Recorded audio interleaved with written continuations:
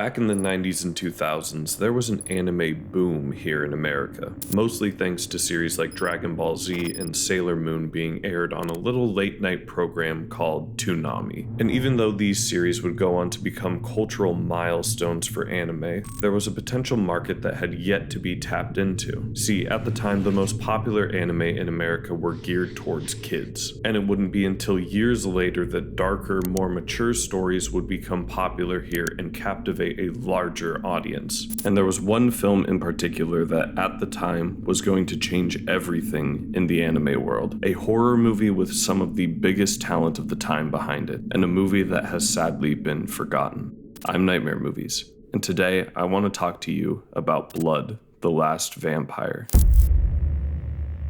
The film starts in a train with only our main character, Saya, and an unnamed man sleeping at the opposite end. Suddenly, all the lights on the train go out. Saya jumps up and sprints straight towards the van, and the man tries to escape, but it's too late. Saya pulls out her katana. The train comes to a stop, and as it does, two men in suits quickly round the corner. These two men are David and Lewis, and they're looking for Saya. She exits the train and the men approach her, asking about something called a chiropteran. She tells them that it's inside, and Lewis goes to take a look. As he does, Saya tells David that her sword is dull, and she's in need of a new one. But they can't worry about that right now, because they have another mission for her. Lewis investigates the crime scene and discovers the man that she took down, but it just looks like a normal person, so Lewis goes to question Saya and David. Take a look inside. Hey! Save it. Oh, Jesus. Wait, Saya, get a hold of yourself now!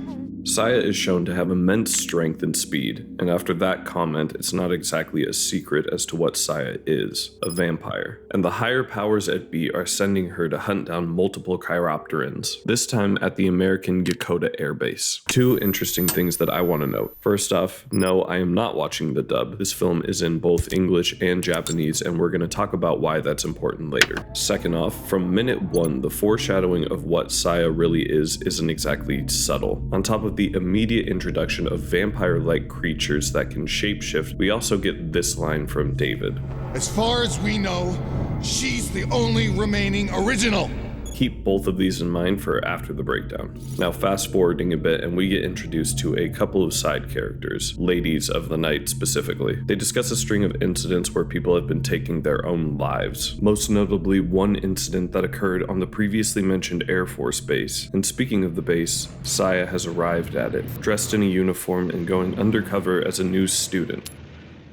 She stands at an antique store window, peering in and spotting a brand new katana that she is in desperate need of. Unfortunately, not for sale. Saya heads off to scout out the school, and we see a number of posters being put up for some sort of Halloween dance. And as she walks through the halls, she passes by another important character, Nurse Makiho. She doesn't seem to recognize Saya as one of the students and escorts her to the principal's office. There, we rendezvous with David, and the principal excuses them both so we can get some more exposition. David tells Saya once again that there is most likely more than one chiropteran hunting on the school grounds, and that another body has shown up. He tells her that they need to find the creatures before they go into hibernation, putting a ticking clock on the situation. As Saya investigates the school, she comes across two girls in her class, Sharon and Linda. However, Linda doesn't speak and immediately becomes Saya's number one suspect. But with class ending, the school is getting ready for the Halloween party. All across the airbase, people put on their costumes and start making their way towards the school's gymnasium, setting the scene for a potential bloodbath. Saya is scouring the campus and overhears Sharon mentioning to their teacher that Linda isn't feeling too good because of her quote-unquote anemia. So the two make their way towards the infirmary, and as they do... Are you okay? It won't be too long. The two girls sit in the nurse's office, patiently waiting for their chance to strike. While the nurse is distracted, Linda sits up in her bed and starts silently communicating with Sharon. The nurse notices that something is off, and with her distracted, Linda goes to make her move.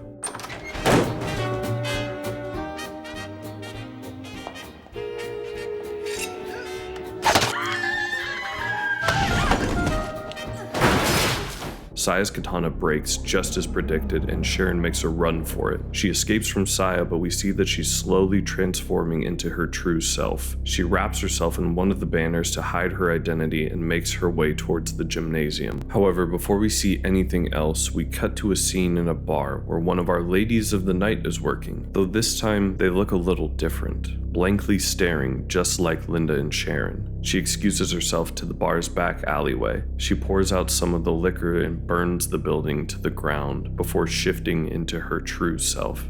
So now there's a third chiropteran that none of them have known about. But Saya's more worried about her current situation. She breaks into the antique store from earlier and steals one of the katanas to continue her hunt. And this is where we get one of my favorite scenes of the movie. Nurse Makio follows a trail of blood leading straight to the gymnasium. As she enters, it's completely packed. She continues her search, going deeper and deeper into the gym until she's in the basketball courts, where everyone in the school seems to be gathered. This uplifting, calm jazz music plays as Makio searches through the crowd. As she does, we notice Saya has arrived too. The music slows and distorts with the world. It's an almost dizzying feeling. Blood on the floor indicates that Sharon is even further into the crowd, and Makio follows it in a slow motion, eventually tilting up and seeing this.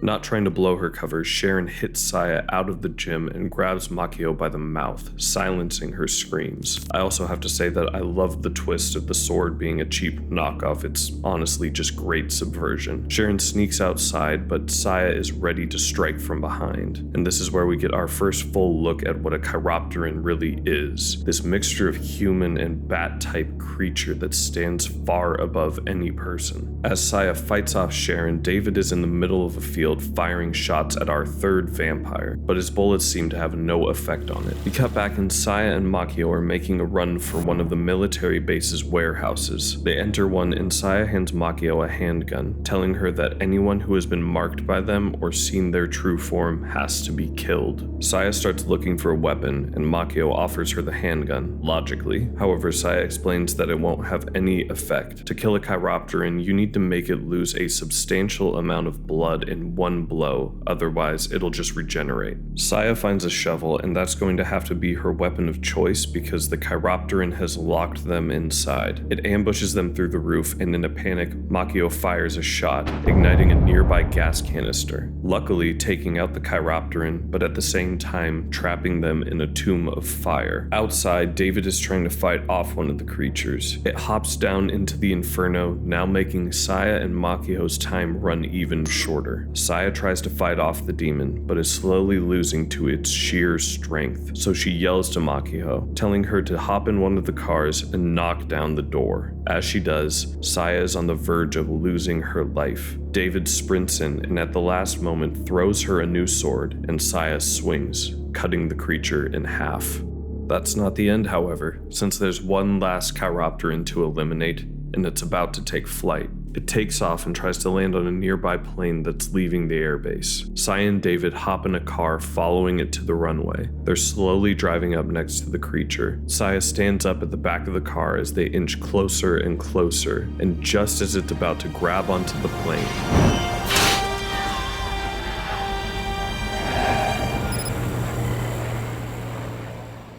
there's a small epilogue to this film where I'll mention the only important detail, really. Nurse Makio is being interviewed by authorities and is shown a picture dated at 1892. And unsurprisingly, Saya is shown in the picture, and that is Blood the Last Vampire. Now, with the breakdown done, I want to give you a little background on this anime and why I wanted to talk about it in the first place. See, back in the 80s and 90s, OVAs or original video animations were on the rise. More people had VCRs and they were hungry for anime. So because of that, the Japanese market flooded with original titles as almost a testing ground for IPs. And this is where we got iconic pieces of anime like Angel's Egg, for instance. And that was my clever way to segue into where we got iconic anime director Mamoru Oshii. If you don't know who that is, you're probably at least familiar with some of his work, most notably Ghost in the Shell. At the time, Production IG had wanted him to direct an original film for them, but him wanting to do another iconic anime instead, Jinro the Wolf Brigade, he passed. But not all hope was lost. See, Mamoru ran a series of lectures for up-and-coming filmmakers, and so Production IG's president at the time took open submissions for original films, and the submission that they chose came from a single picture, one of a schoolgirl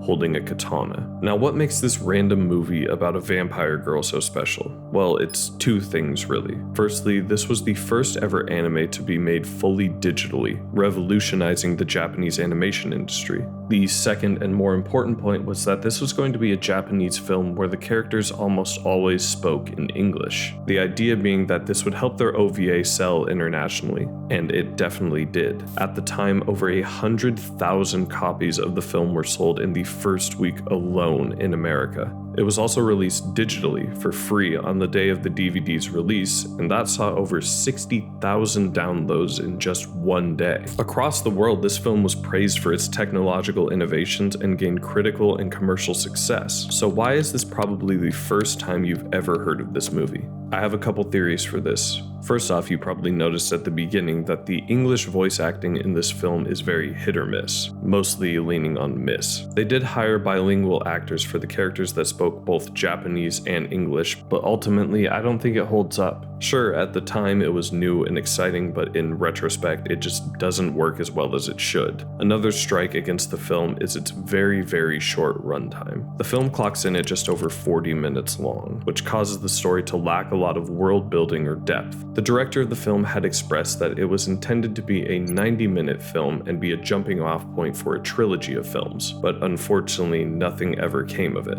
That's not to say there aren't very effective moments in this short little film, because there are, and honestly all of the Japanese voice acting is pretty good. But even with all those positives, I just don't think it was enough. This is also a good time to mention the extra media that tried to launch this series into mainstream success, but is honestly also part of the reason why it didn't see any of that success. There was a one-shot manga released 2 years after the original film that tried to complete the story of the film, but at the same time, 3 other light novels were being released only months apart from each other. This jarringly brought a whole lot of this series to the public and consequently probably confused or fatigued audiences. Not to mention that all of these were released only in Japan, bar one of the light novels that Mamoru Oshii wrote. A couple years later, Blood Plus, an alternate reality take on the film, and a live-action adaptation were released to middling reviews and once again, confusion. And the final nail in Blood's coffin was the 2011 release of Blood-C, a series that, to put nicely, fell drastically short of expectations.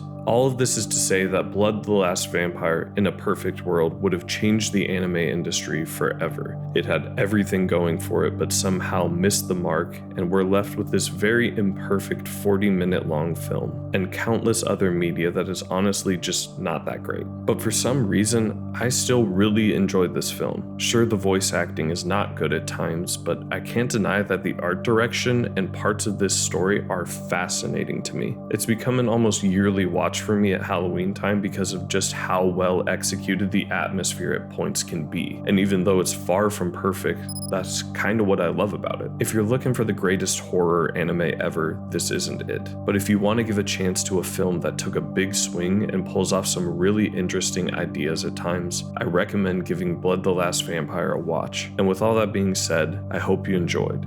I'm Nightmare Movies, and I'll see you guys next time.